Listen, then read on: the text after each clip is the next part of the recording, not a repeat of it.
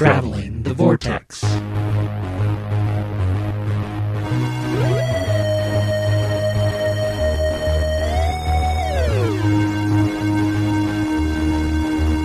We've joined the Doctor as he travels the Vortex and landed at episode number 275, which is a mockery of time and space. I'm Keith. I'm Sean. I'm Glenn.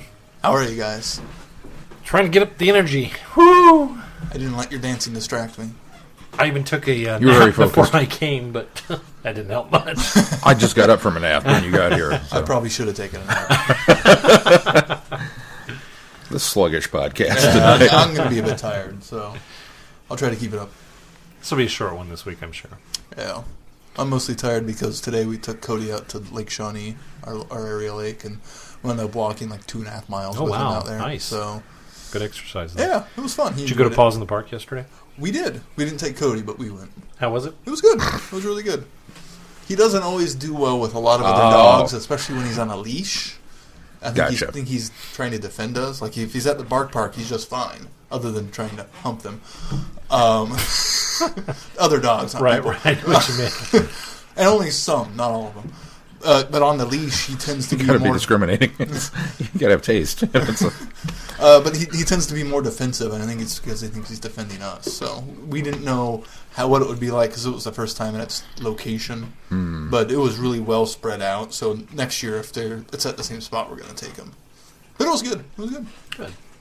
I'd never been, so it was quite the experience. Sean, what'd you do this week? I went camping. How'd that go? Which was your first time ever? My first time ever. Ever? Ever. In my life. So I'm crispy. I came back a little, You had a little sunburned. sun. Which is interesting because we weren't really in the sun all that much. But apparently it was just enough to... I kind of enjoyed it, yeah. I would go back and do it again. It was not as horrific as I had kind of let myself believe that all people who camp must be insane to go do that. But, yeah, it wasn't bad. Did you do anything, Glenn? We celebrated Mason's birthday again this week. He had his friend's party, so we went to the park, and he invited his whole class, but he went to a birthday yesterday, and there was only about 4 kids, and we got 4 RSVPs, so must be a bad weekend for parties. But they had fun, though. I know there's a lot of delayed Easter stuff because of the snow we had last weekend. Anyway, he had a Pokemon-themed party, so he had cupcakes that looked like little Pokeballs that Holly made, which I was really impressed with, and then just played at the park, had some fun. It's cool. Did you guys watch anything this week? I watched a little bit of Clone Wars, trying to catch up to everybody else. I got the Season 4, baby! I got the heads up from Keith that I probably should finish Clone Wars before I start Rebels. So definitely, because especially after the finale. This I wish I had finished Clone Wars before I got to this point of Rebels. It didn't take anything away from Rebels, but I think it would have had a bigger impact of what happens in the season finale. So I took that to heart, and I decided, well, okay, I'll plow on. That's why I've been... I'm kind of behind. There's the Kanan the Last Padawan comic book. Oh. And apparently a character from Clone Wars or Rebels, I forget which one, shows up in that comic. And so it's like, well, I don't want to spoil myself there, not knowing what happens here. So, and Rebels, I kind of felt was the same way. And then I heard there's a character that shows up in Rebels from Clone Wars, and I'm like, there's a couple, yeah, and there's a big one in the finale that I did not expect. And now I'm not going to say more than that because they did a good job keeping it secret. That's good. So I think I know it is because I saw a clip, but now that it's aired, it might not be as easy to avoid. Okay. I still want to see how Clone Wars pans out. It's fascinating how they did it. I have to be honest with you. There's a part of me that's almost a little disappointed in myself as a Star Wars fan because I feel like I should be enjoying it more. And instead, I watch Clone Wars, and it's just kind of there. I'm having fun with it. It's don't get me wrong, it is a good series, but I don't salivate over. Oh, the next episode's coming up. If it wasn't such a up and down, I think if it was consistent, Rebels is more consistent. That's good in their quality. I was so jazzed about Star Wars coming. Well, Force Awakens coming out tomorrow. Now it's tomorrow yet? Almost. No, almost. On Tuesday. But I finally went out and bought. You're going to laugh when you find this out. I finally went out and bought the complete saga on Blu-ray. I still never had done that. I still haven't either. I still had never done that. I know, isn't that crazy? Wow. The guy that owns every version format of Star Wars. When the Blu-ray came out, I just didn't have the money. And so I kept saying, I'll get it eventually, I'll get it eventually, I'll get it eventually. And I just realized... So did you get the Vader packaging? I did get the Vader packages, which I'm glad. Does it have... It still has the same discs? I don't know. I mean, there's 4 discs and 40 hours worth of extras according to the thing. So there's still probably... I'm hoping that it's the same, but I really like the Vader packaging. I really like the Vader packaging. I've never been a fan of the beige packaging with young Anakin with the shadow on the wall, and I think Luke's on that one too, right? Don't they have both of them somehow on that packaging? I honestly don't remember. I've never been a huge fan of that packaging, and so the Vader one just when I went to get it, I thought, I'm going to end up with this. I knew the Vader one was out there, but Amazon.com, when I originally thought about buying it, said packaging may vary, and I thought, I probably won't get the Vader one. I'll probably get the old one because they're trying to move those. Yeah. And I went to Walmart just on a whim the other night, and it was there, and I was like, it was $10 cheaper too than normal, nice. So I got it for $70 instead of $80 or whatever. It's not bad. Yeah. And so I picked it up. So I now own it on Blu-ray. That's the first Star Wars film of any kind that I've owned on Blu-ray now. And did you rush home and pop one of them in? I didn't. I didn't because I bought it so late and we had stuff going on, and so I didn't get around to it. But tomorrow morning, I'm going to put it in, watch some of the extras. I've seen some of the extras because they've popped up on the internet, and I think even you and I looked at a couple of them on your disc, or me and somebody, I think it was you, looked on them on your disc, just some of the new stuff that they added. So I've seen bits and pieces of the discs, but now I'll get a chance to sit down and kind of examine it all. You know me, I'm not an extras kind of guy, so that's not the huge appeal to me, but I am, because it's Star Wars, I'll make the effort to go out and look at the extra stuff. But in sharp anticipation of Tuesday coming, because I'm going to go buy that. Oh, that was the other thing, and I was at Walmart the other night, and I decided I'm not buying the Walmart one because I don't like the packaging on it, because it's the beige packaging with BB-8 on it, even though I love BB-8, and I think he was one of the best things of the film. It's beige, so it'll match the packaging I don't have. So I think I'm going to Target and getting my copy, which means I can't go at midnight on Monday. I'll have to wait until Tuesday morning. But there is a steelbook at Best Buy. Yeah, and it's about $8 more than the normal Blu-ray. Yeah, is it really? I don't think it's $27 something, and the Blu-ray is $19.99. I have a feeling that when Best Buy Tuesday morning, I have a feeling you can get it probably for the first 5 days cheaper than even that. Not as cheap as the $19.99. But I bet you'll be able to get it from around $22 to $25. That was just what the ad said. Was $27.99. I've noticed that they do that. They'll put it in the ad, but they'll put their suggested retail price on it. But for like a few days, they'll have it like specially marked. So that not with everything, but I have a feeling that particular one they will. Because they did that with Agents of S.H.I.E.L.D. when it came out the first season. Because the second season is you can only get it on Amazon. The first season came out, and it's not Blu-ray. I mean, it's not Steelbook. But when the first season came out, in the ad, they had it at $40-something. And when you went in that first 3 or 4 days, it was down to like 30, 34 or something like that. So. Interesting. We are up to season... We're in season 2, but I think we're in like episode 6 or 7 of Agents of S.H.I.E.L.D. Oh, you're moving right along. Yeah. Hooked. That'd be a better... Are you watching on Netflix? Mm-hmm. Okay.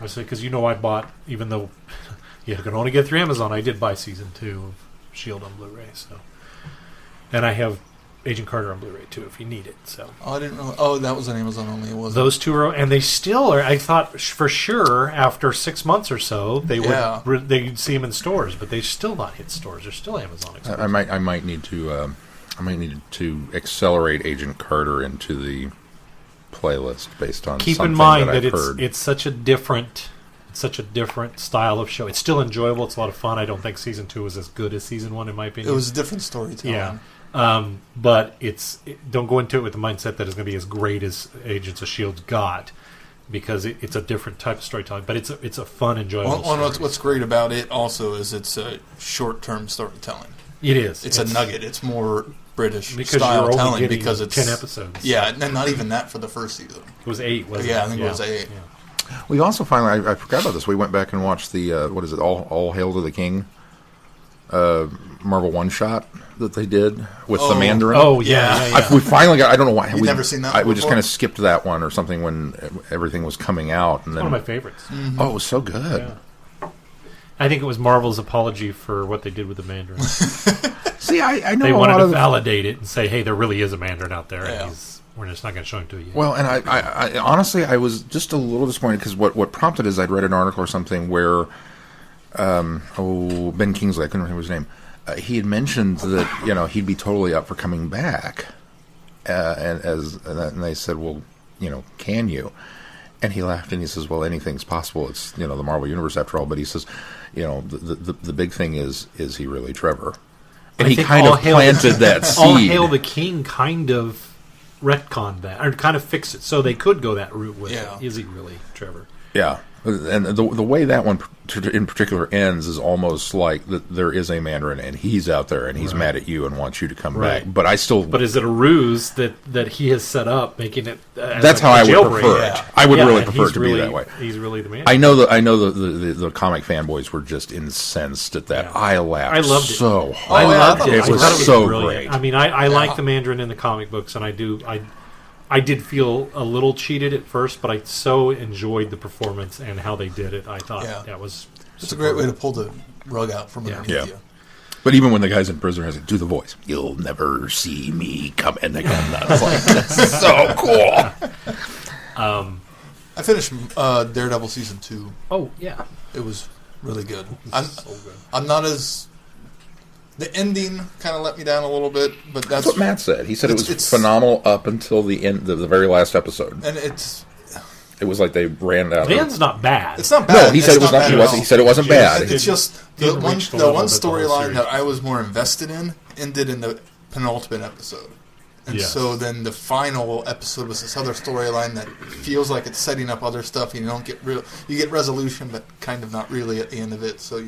It's kind of the setup for what's ahead. He said it kind of almost like Game of felt Thrones a little bit. He said it almost felt like they realized they ran out of time, and oh crap, we got to deal with all this stuff. Yeah, that storyline felt a little rushed near the end. Well, I think also though, I think that storyline also starts 4 episodes into the show. Well, agreed, but I also think that even though the Punisher story arc kind of finishes itself out, I think that because they're treating this as a backdoor pilot, I think they're ready to commit to a Punisher series as well. Yeah. And I think that what they did is they ended up focusing a little more on that and testing the waters with Punisher to see what the fan reaction would be. And so the other storyline that's in there, I can say Punisher because everybody knows the Punisher's in it. The other storyline that's going on there, I think maybe got truncated a bit.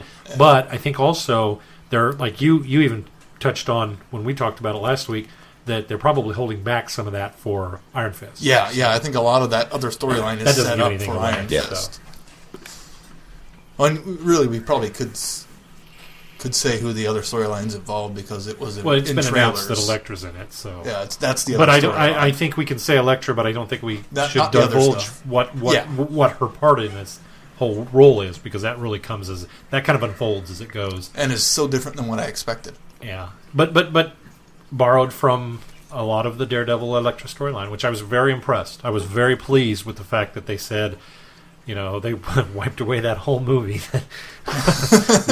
Which I've always been apologetic for that movie. I don't hate that film. I think that film was good, and I even liked Elektra, the solo I still haven't watched the solo I still haven't watched the solo film. It's not good, but it's not bad. It's one of those films. But they completely diverted from the Elektra character in that movie universe, and they've stuck to a lot of the principles of Elektra's character in the series. Mm-hmm. So. The other highlight of my viewing was the Supergirl Flash crossover episode. I still haven't watched it. Which was everything Batman versus Superman was not. It was wonderful. There was so much in there. That is great. One of the best bits. It wasn't even with them.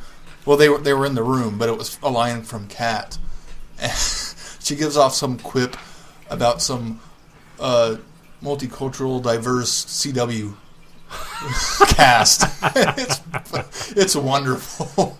I haven't got there yet because I fell so far behind on Supergirl that I need to catch up now. Sarah watched it with me because she's a big Flash fan and wasn't as impressed with it as I am, but she hasn't been watching Supergirl. Yeah. So she's kind of jumping in at episode 17 and kind of wading her way through it. And there is a strong level of camp in that story. Oh, I'm sure. More so than other Supergirl stories. They do that a little bit, though, when they cross the Flash with the Arrow. Yeah. Which I appreciate, because I've always felt like when they do the crossover stories in the comics, they've always had a bit of a camp to them. And you'll love Barry in this. See, that's just what I think I've said on this show, that every time they take Barry over to somebody else's show, he becomes Barry from the comics.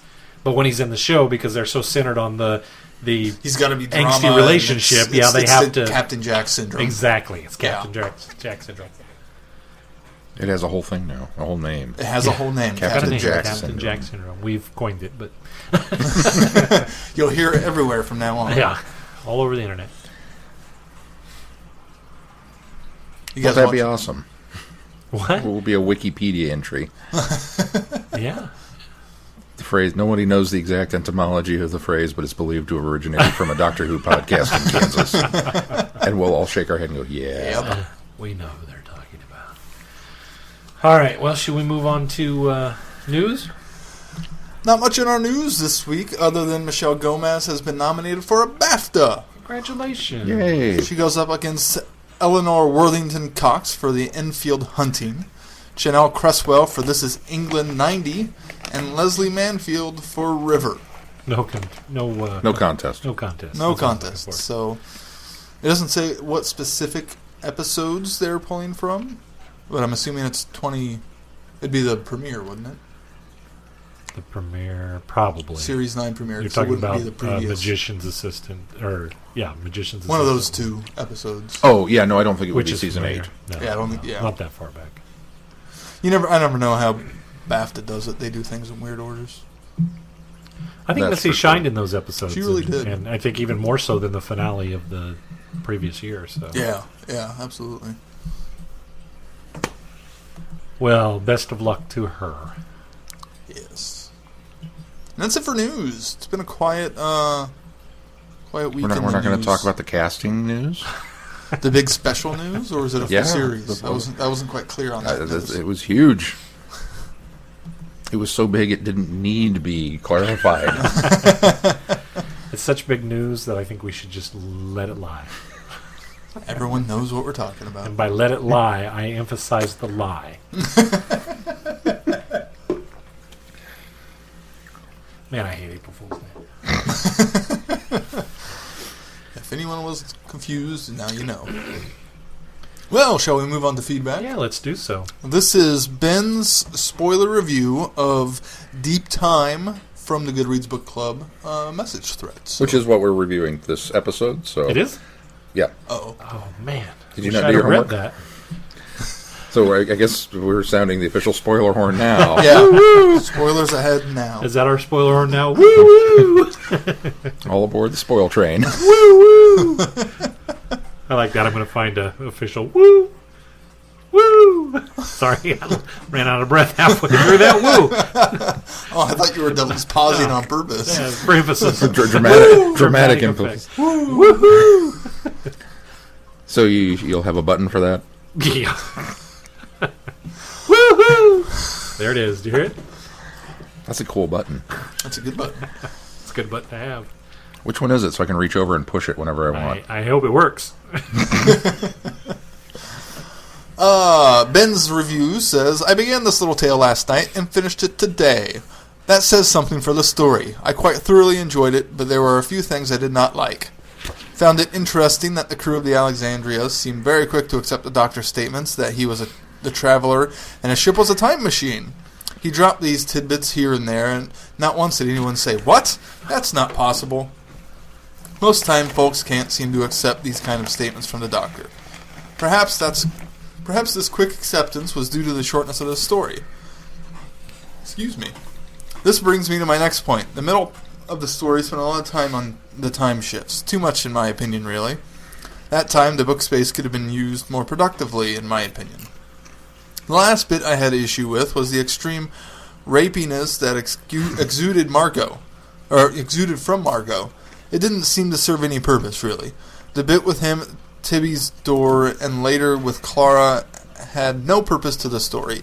It never moved along, in my opinion. Sure, he was a tool whose only care was finding his mother, he seemed to hate, but did making him a rapey stalker do anything to move the story along?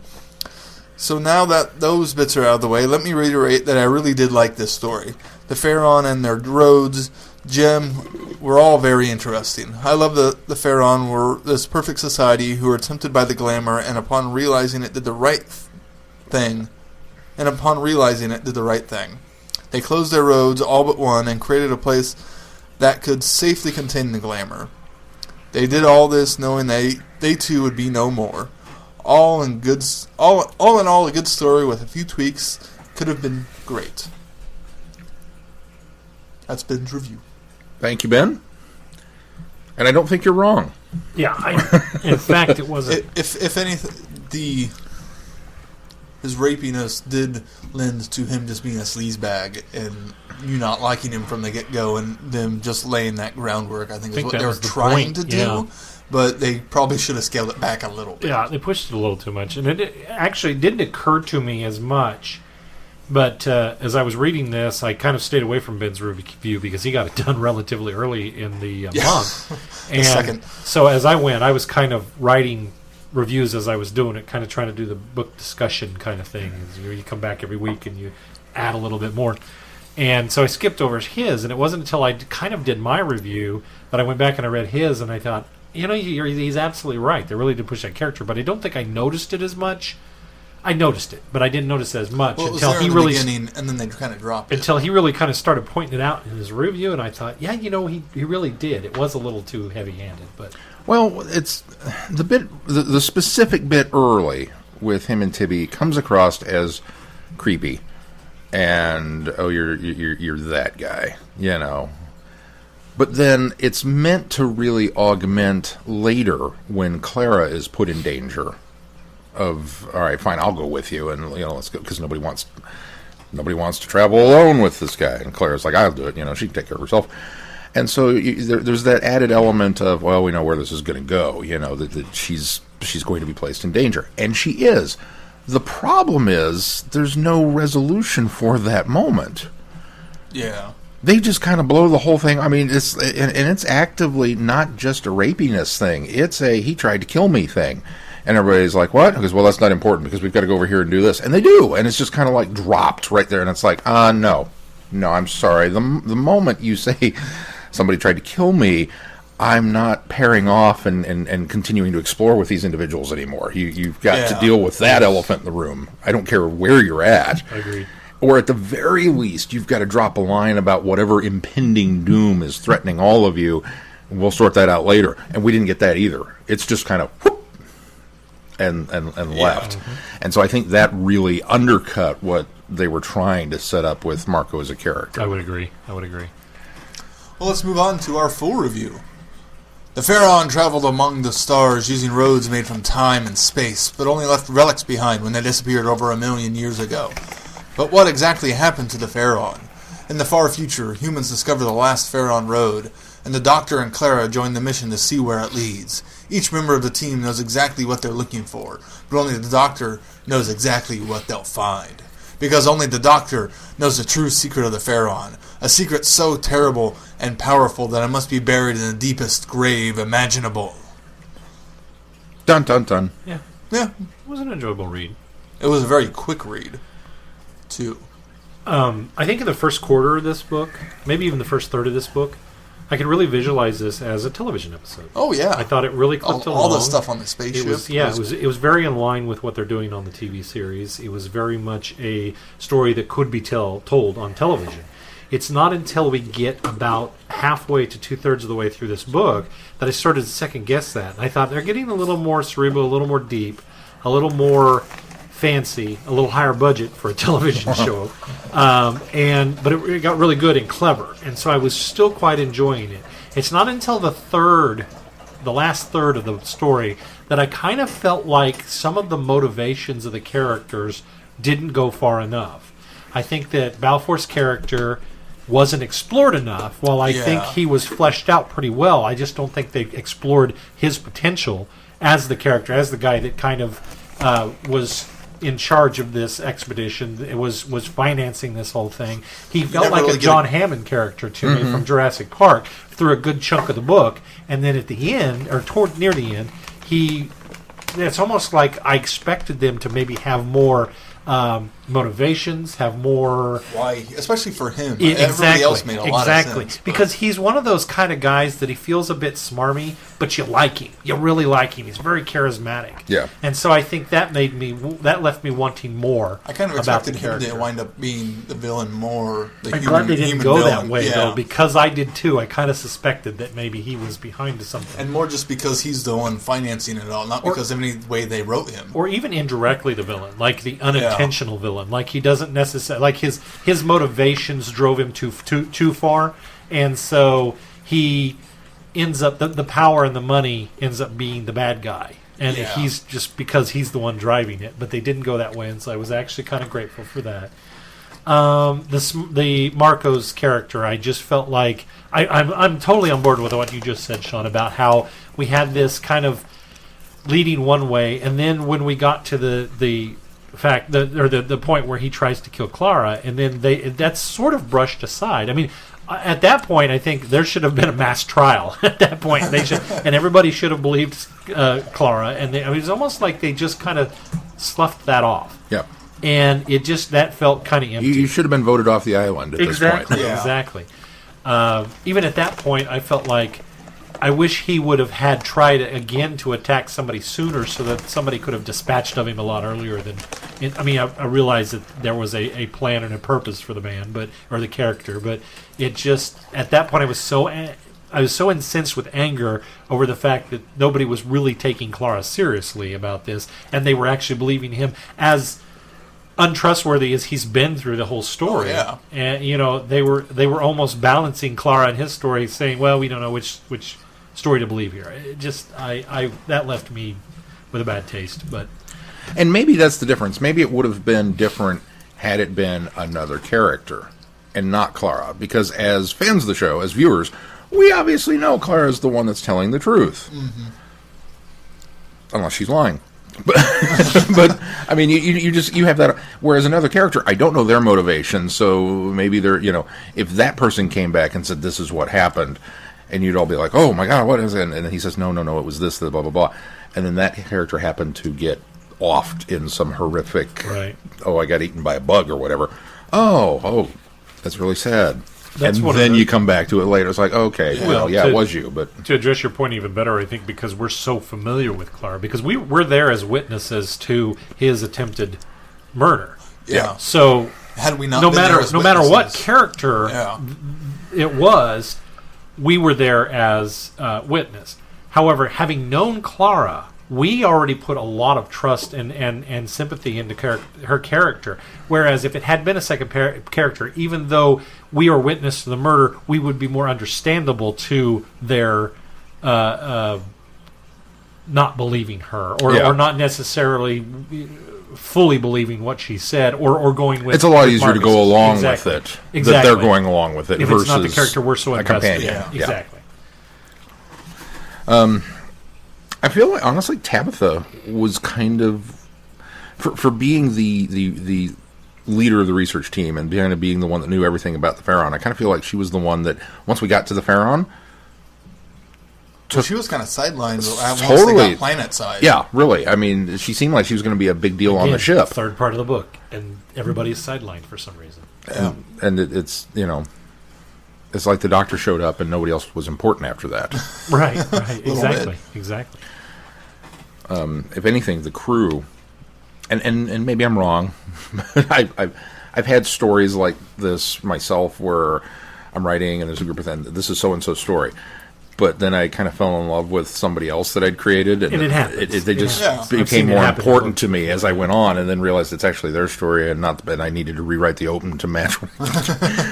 And so sometimes, that's where editing comes in. Yeah, well, and that's almost what this felt like. Is it almost felt like, because it became the crew story, it became about Dan and Jim and I really like Jim. Just the idea. I really like Dan too. Yeah. The two mechanics I really liked a lot, but just the idea behind Jim.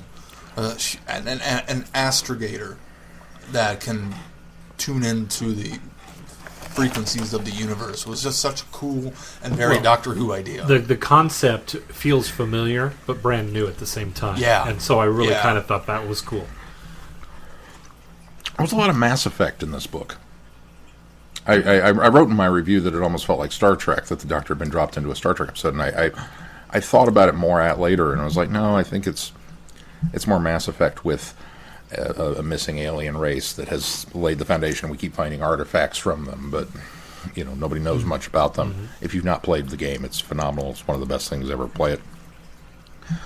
So it had that kind of feel to it, and I really enjoyed a lot of the backstory that they used to set up with the Pharaon and Gem, and that whole world building that they did was just really, really cool. I just felt like there wasn't enough of this particular group of people in this particular setting to really take advantage of all of it, which is weird considering you've got two supposed experts on the team. But again, they get really sidelined with the Doctor's arc. And it's the Doctor's story. You don't have to do that, but I also expected a little more out of Marcus as far as his relationship with his mother, because he was just he's on this mission in order to find out what happened to his mother, while the whole time out of the other side of his mouth is just spewing bile about the woman and how much he hates her and how much. And so I never could figure out his motivations as far as, well, why are you even here? If you didn't like her, why are you going to find out what happened to her? And I don't think that was ever kind of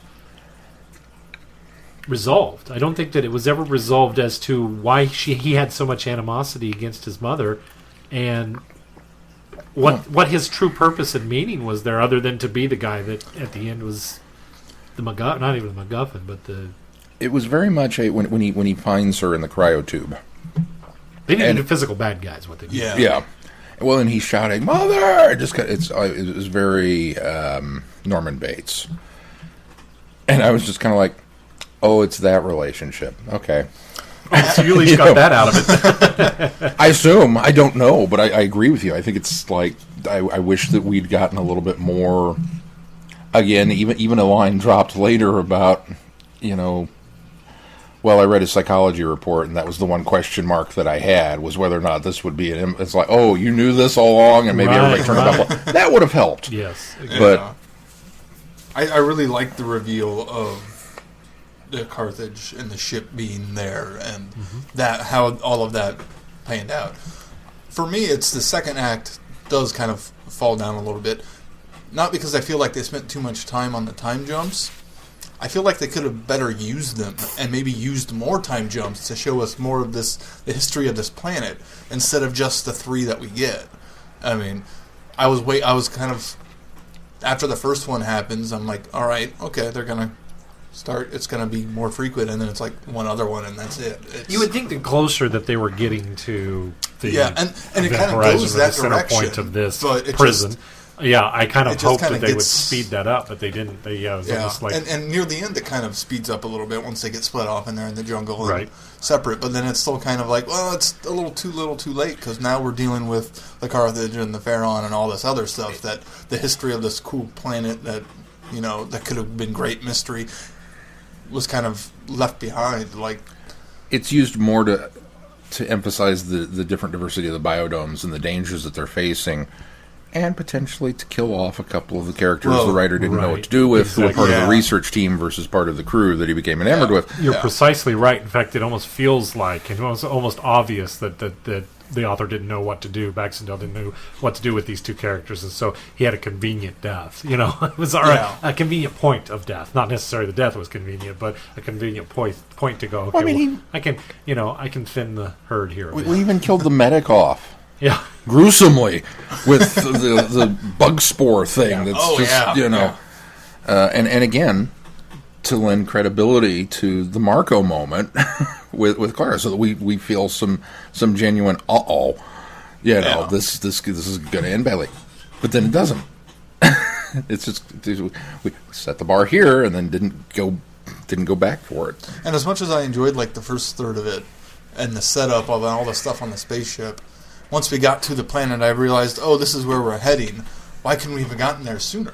That's the problem, is that if they had used the time jumps and doled out a little bit more of the plot, a little bit more of the history of the Pharaon, and even if it was just world building, continued and didn't necessarily lead into the payoff of the story. I think there's a way you could have done it that would have really helped, not necessarily with the mystery, but with set everything up to give the mystery at the end a little bit bigger bang. I wouldn't have minded them so much, and I'd be going, yeah, I wish they'd have done this more. But once you realize as the reader, this is what's happening, that they jump back in time and that we're going further back, then it becomes okay, let's hurry up and get there. Yeah, well, Baxendale's trying to contain the mystery far too much. Yeah. And he has a better surprise at the end. So you can let the reader in on the fact that you have figured this out a lot sooner. Yeah. And he doesn't. It's almost like he's keeping those cards very close to his chest. And it becomes very obvious that, okay, you can go ahead and give me some exhibition here. You can give me some of this history that I'm looking for. You can give me some of this information that could, like as you said, could be doled out over this time. And instead of trying to save all of that for the end and then leaving me hanging because I don't get as much information out of as I want. And I like the Pharaoh. I think they're a fascinating idea and really cool. And the other thing, I feel like maybe it's because I haven't read the first 2 books in this. I feel like I kind of have an idea of what the glamour is, but I feel like I don't fully, especially early on in the book. By the end of it, I think I have a pretty good idea. But especially early on, I feel like they're talking about this glamour thing, and it's kind of vague. And it's my understanding, though, that the glamour is kind of just name dropped in the other 2 parts of this Glamour Chronicles story arc, and that you don't need. See, and the way they talk in the first of this book, it sounds like the Doctor and Clara know intimately about the glamour and what it can do. Well, I think they don't know it that intimately because it even still feels like they have maybe just educationally. They have very minimal information on it because they sort of know ahead of the others, so much so that Marcus thinks that they have something of treasure. They're treasure hunters, and that the glamour is something completely different than what they've let on. Yeah, and unfortunately, it doesn't. This book, which should be the finale of the Glamour Chronicles, the one that kind of drives it home, doesn't give us enough about the glamour, and so. Just hearing superficially about how the other 2 books are more of name drops and you don't even have to have read them to know anything about what's going on or anything to do with the glamour, it almost feels like that would be unfulfilling as well to go back and expect something about the glamour and not get it. So. I suppose that's an important side note that we should put out is that none of the 3 of us have read either the other 2 in the Which Glamour I know Chronicles one of the books series. gets referenced in this book. Yes, it did. Yeah. Royal Blood. Yeah. Yeah. I knew it had blood in the title. And so maybe we are coming at it wrong. Maybe there's more. Maybe there's somebody out there who could shed some light on it and go, no, you absolutely were too. But everything that we were told from our readers and listeners is, you don't necessarily need it. It's just kind of a thing that's there. So going into this one, that was my one concern about starting off with the end of the trilogy, so to speak. I always hesitate doing that, but yeah, I had some assurances that it was not necessarily anything that we needed. No, we'd learn what we need to know here. So. And I feel like we did. I feel like if that information's accurate, then I got everything I needed out of the glamour from this one. But I still don't feel like put more in about the glamour in it. I don't feel like I got enough about the glamour to. It's kind of a nameless threat. We call it the glamour. Oh, what is it? It's whatever you want. It's a horrible name too. I don't like the name. And then what? It's like, Let's see Elizabeth Taylor at the end of some story arc here. I really do. I see some diva-esque actress, and she's all dolled up and has. Dolled up. I used the 1930s term, but all dressed up and glamorous and which is not any way what they were going for, but that's just the image that it evokes for me. Once you kind of realize that the glamour can shapeshift and take whatever form you want, the name kind of does make sense. Because it's like a magical glamour that you'd put on somebody that they would see whatever. That's a good how I point. took it. That actually works better for me, Keith. What was the in it's Infinite more Quest? A fantasy phrase than a sci-fi phrase. Sure. In Infinite Quest, what is does it have a the thing that everybody? I don't remember if it had a specific name.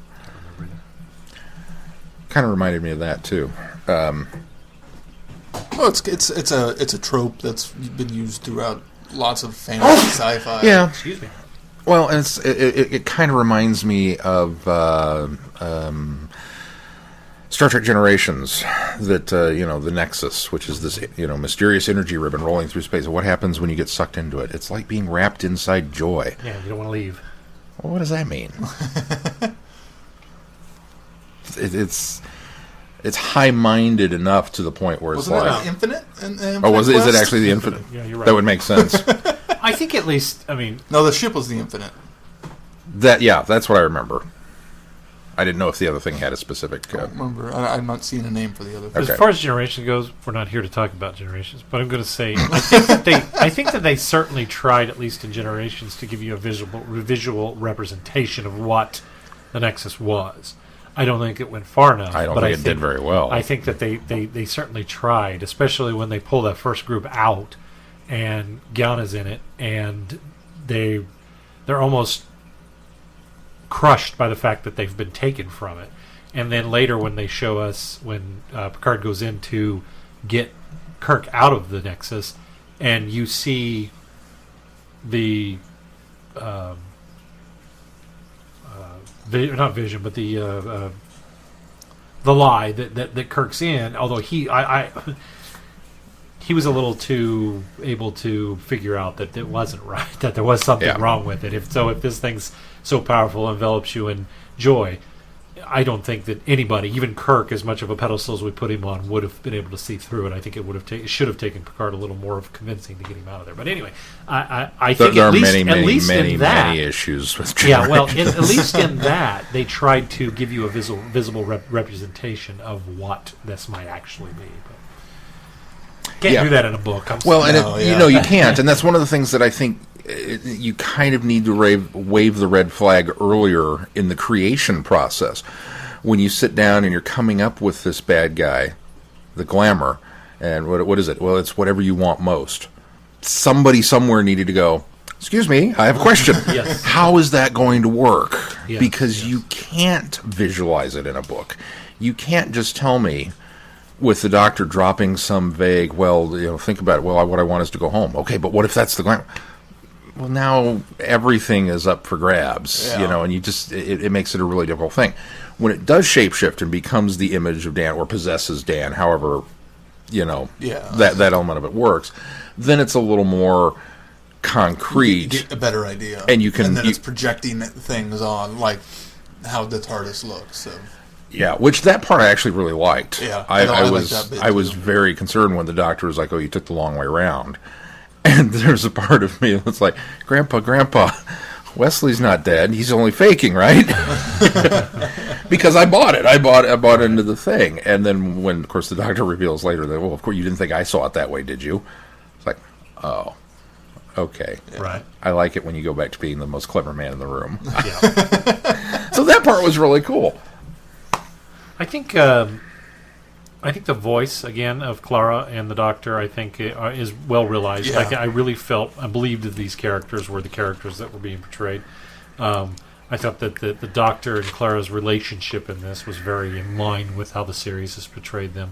I think dialogue between the two and dialogue between them and the crew was very true to character. So I appreciated that, and I think that's what cemented my enjoyment of the book, is the fact that it really felt like familiar characters. Well, and that goes back into the feeling very much like an episode, that they got the voice right. Which maybe that's what makes the book work, because I didn't stop enjoying that when the book sort of takes a different turn, as I was saying, and gets to a point where I feel like it couldn't have been an episode on television. But you've already cemented, you've made me comfortable, you've made me feel like I recognize these characters. So when we take the next step, So when we take that next step, where we're going to get a little different here, I still am enjoying it because now I've gotten comfortable with how you've written my characters. Take them to a new, or not adventure because they're on the same adventure, but take them in a new direction and show me something a little different, and that worked for me. It's just once we get to that third act for me is when I'm like, okay, we're getting a little bit.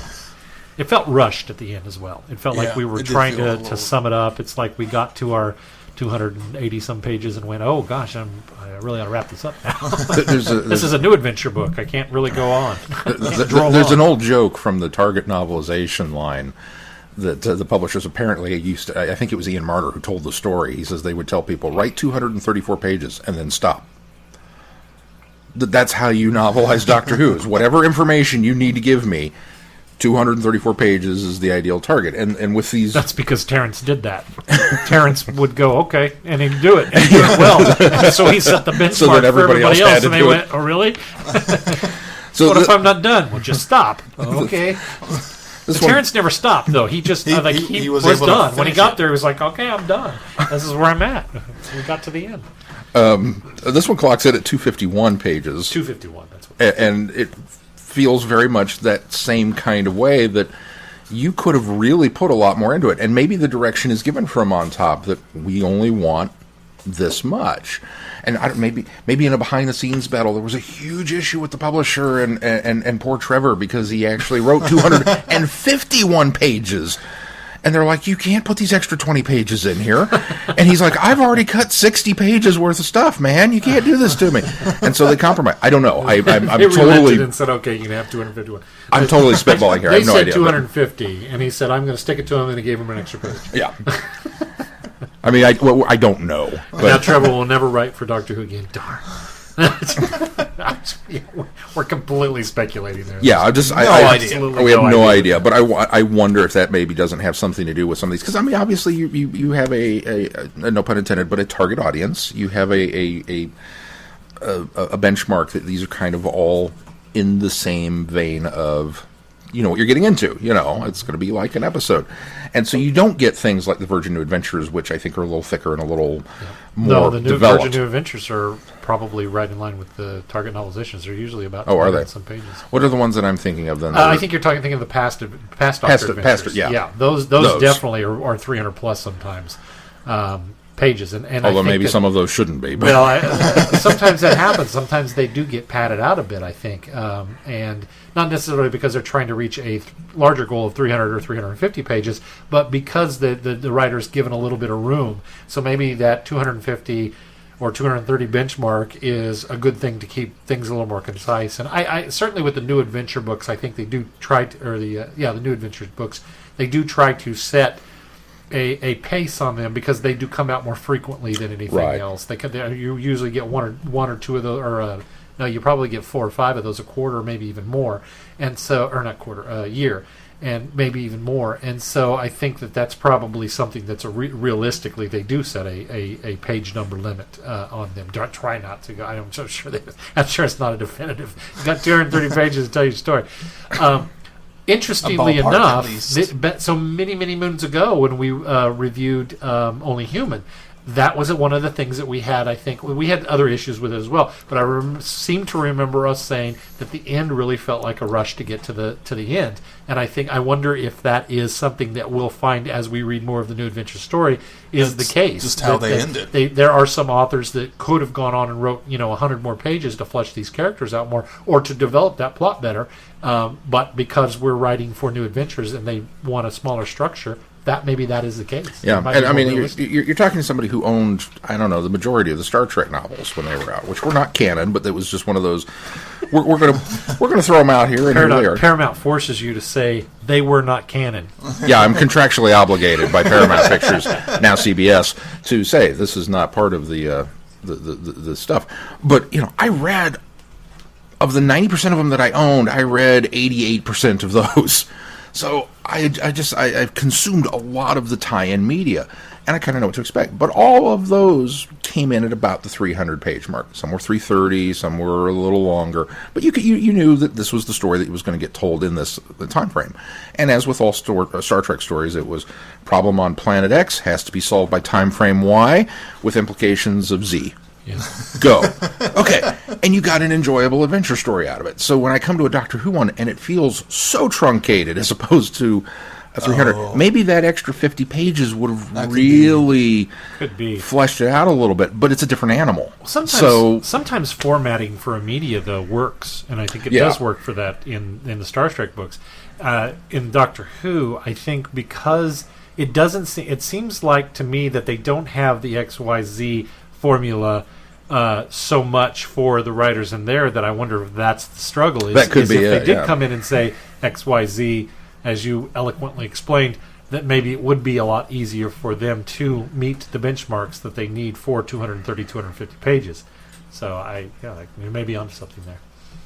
I'm harping a lot on that, which is unfair. I mean, it's not No, it's not Trevor's fault that if if he was limited to 250 pages. As much as we're nitpicking this book apart, it's really enjoyable. It is and an enjoyable I think that we've made it clear that it's the last third, or for Keith, he says last half, but last third at the most, that really feels like it falls down, because I really enjoy the story. I enjoyed it all the way to the end, but I enjoyed the first 2 acts of it much better than I did the I wonder if some of it is his writing style, because he also wrote The Dark Flame, the Big Finish story. And it kind of has a very... Which one was The Dark Flame? It was the one with Bernie and Benny. 1,000 years ago, the Cult of the Dark Flame infiltrated every it was star one of the system. sidestep ones. It was the second. It was the one with like the burning people. Not the Scourge, not Shadow of the Scourge. What was the other one? The one we reviewed. The archaeologist and his robot. And all of them. They were going down to the planet. They went to pick up Minnie because she was on this archaeological expedition, and they end up going to this weird, surreal location where the Flame is trying to re-establish the cult. And that's right. Okay, yeah. So I see kind of some parallels to this type of storytelling that he told between the two. So I wonder if that's just his style. That could be. And if I remember that story, felt a little just rushed. Unraveled your theory, didn't he? Yeah, kind of did. Grab that Fed and just... We'd have to read some of his other... He has a lot of credits in short trips, comics, and several novels and novelizations. So we'd have to read some of those to know for sure, I think. Oh, he's no Justin Richards. He's no Justin Richards, that's for certain. But enjoyable. That was mean. Or Steve Lyons. I shouldn't have said that. Or Steve Lyons. Or Steve Lyons. That's my favorite. Or Julie... Who was the one that wrote Earthworld that I really enjoyed her writing style? You know what I'm talking about. Rayner? No. Jacqueline Rayner. Yeah. No, that's not right either. Or is it? Yeah. Jacqueline Rayner. I think that's looking right. up who wrote Earthworld. Jacqueline is definitely her first name. Then it'd be Jacqueline Rayner. Okay. Jacqueline. Then, I mean, maybe that shows that... Because I enjoyed the third chunk of the book as well. I did too, and was looking forward to the resolution and feel like, once the cat was out of the bag and the Pharaon had shown up and said, this is what we're doing, in a very cool, atmospheric, talking through people, and everybody's got this booming telepathy voice in their heads and everything. It's like, all right, we're finally getting to the...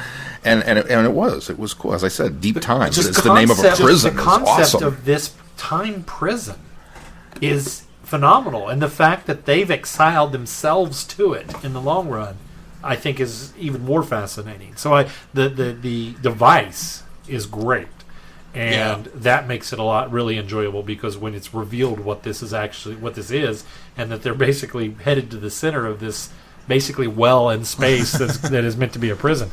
That's a pretty... And maybe that's why it's so impressive. frustrating, is because it's such a cool setup that then we feel cheated that we had to spend so much time jumping around in time and dealing with the trappings and the bugs to get to this moment, that we didn't get to spend more time in this moment and kind of dealing with the true meat of the story and the trap for the glamour and everything. Maybe that's why. Could be. I think that is a lot of it. But still an enjoyable read. And if you haven't finished it yet and you're still listening to us, you should still finish it. And, definitely. And yes. Make sure you get your comments on Goodreads and let them know what you thought of it. Yeah, you can weigh in. And the next book, April's book, has been announced. It is The Stone Rose by Jacqueline Rayner. Yay! Oh, God! That just completely elevated my expectations for the book. I'm going into that one. I'm reading that one for sure. Well, we are, because we're reviewing it, but I'm definitely going to jump on that. It is a Tin and Rose story. That shouldn't be too surprising, considering the title. At least the Rose part. At least the Rose aspect of it. And, of course, weigh in on our Goodreads book club or on any form of our social media. Facebook, Twitter. I just said Goodreads. Google Plus. It's okay. I better throw a third one in there. Google Plus. No one's on Google. And, of course, you can email us at feedback@travelingthevortex, and we'll read it out right here on the podcast. I just revamped my blog, my personal blog. And, by the way, it's just www.trappedinthevortex. .wordpress.com. Is that back? It's a well, I haven't done anything recently. I've just been putting Goodreads reviews up there. But my plan is to buckle down and do some more blogging on that. But anyway, I revamped the site a little bit, so it's got a new look. And I have the social media buttons on there, how you can contact me social media wise, and I actually took the Google Plus one off. So I haven't looked at my Google Plus for like, I don't know, 8 months. So I was like, I don't want anybody contacting me on there and then me not see it for like a year.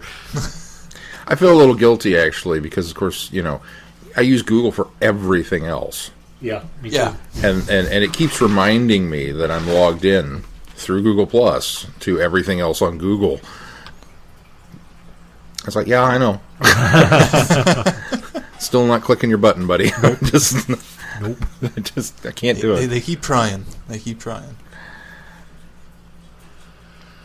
Earlier would have worked. What do we got coming up on the schedule? Well, coming up next on the schedule. Oh, my schedule moved. What is next on this? There it is. I had it all hate when pulled my up. But schedule moves. My schedule had scrolled. Next week, Friday Night Who, which will be 4/8, or April 8th, or 8th of April if you're across the pond, is The Armageddon Factor, parts 1 through 3 with Tom Baker and Mary Tam. No. Well, yes. Yeah. It took me a moment. It is. And Lala Ward. And Lala Ward. But Mary Tam is Ramona, and the reason we're doing that is we're going to do the 4th Doctor Adventures from Big Finish, Season 2, Episode number 1, The Antimatter, which features Tom Baker and Mary Tam. And then we're also going to go back and get some more... the antimatter or the antimatter? The Antimata, with a U. But I struggle with that because... they misspelled the Glamour Chronicles on my book. It's got an OU at the end of it. I was like, what are you guys doing? It's not the Glamour, it's the Glamour. The Glamour. It's the Glamour Chronicles. Well, then that fixes it for me. It's not glamorous at all. It's glamorous. Those silly Brits and their invention of the language. And then we're also going to do some more Titan comics. So more reading in your future. The 11th Doctor, Season 2. So Keith should be excited, getting back into the Matt Smith era. 1 through 5, or 2.1 through 2.5, as the comics, I believe, is official. Year 2.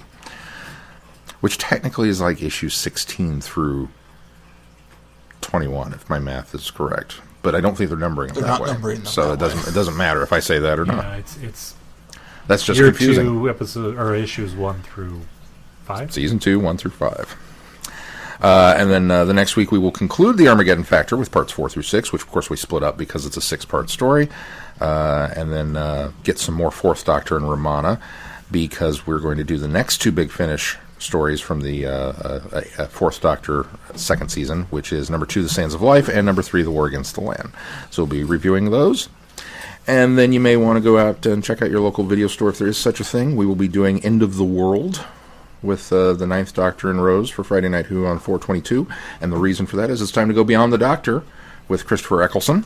And we're going to be watching Elizabeth, which was just added for April on Netflix. Ooh, serendipitous. So there's another so you don't avenue need to you get don't it. have to go to your local video store or library if you have a Netflix Go to subscription. your Netflix account. I like it when things are on Netflix and it's easy for me. Yeah. But you should always check out your local library. Absolutely. Or And, video store. and support your local video store while you're at it. Your local. I think we're a little bit late on that. Hey, if people had supported them, they wouldn't have gone away. We still have some. As we plug the thing that killed them first, Netflix.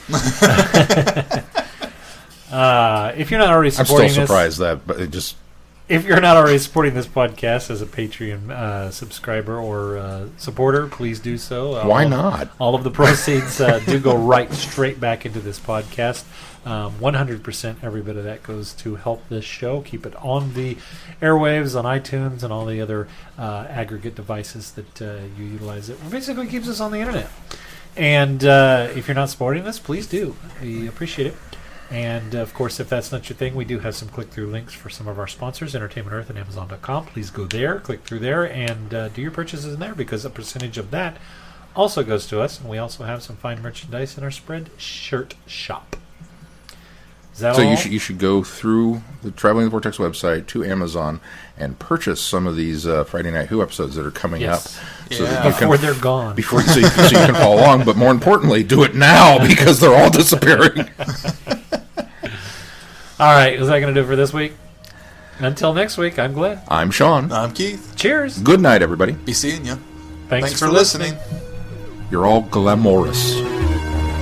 You have been listening to Traveling the Vortex. Doctor Who and all of its associated programs are owned and trademarked by the BBC. No infringement is intended or implied.